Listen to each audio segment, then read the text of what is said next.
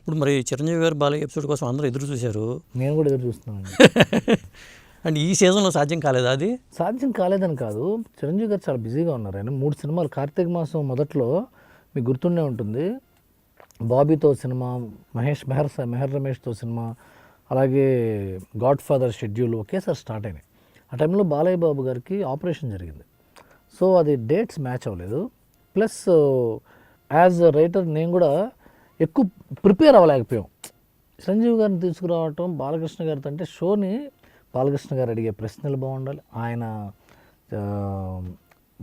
ఇబ్బంది పడకూడదు, ఇవన్నీ ప్లస్ గతంలోకి తీసుకెళ్ళిపోవాలి. బాలకృష్ణ గారు was very much ready and happy. Okay, Chiranjeevi గారు కూడా వెరీ మచ్ ఎక్సైటెడ్. అది టైమింగ్ కోరలేదు. అంటే చాలామంది ఈజీగా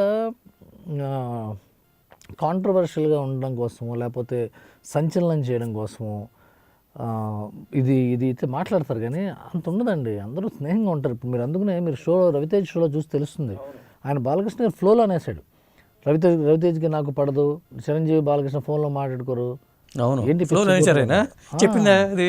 లేదు, ఆయన అంటారు కదా, అట్లాంటి మనం చెప్తాం. ఆయనకి దొరికితే దవడ పగిలిపోతున్నాడు ఆయన. కానీ వీళ్ళని మేము క్షమిద్దాం అన్నాం, అది కూడా ఆయన. సో అంత ఉండమండి. మనం తెర మీద అనుకుంటాం కదా, తెర వెనక ఈ సోషల్ మీడియాలోనే ఎక్కడో హీరోలకి పడదు, వాళ్ళకి అది పడదు, ఇది పడదు, అంత బుల్షిట్. అవన్నీ ఎంజాయ్ చేయడానికి బాగుంటాయి.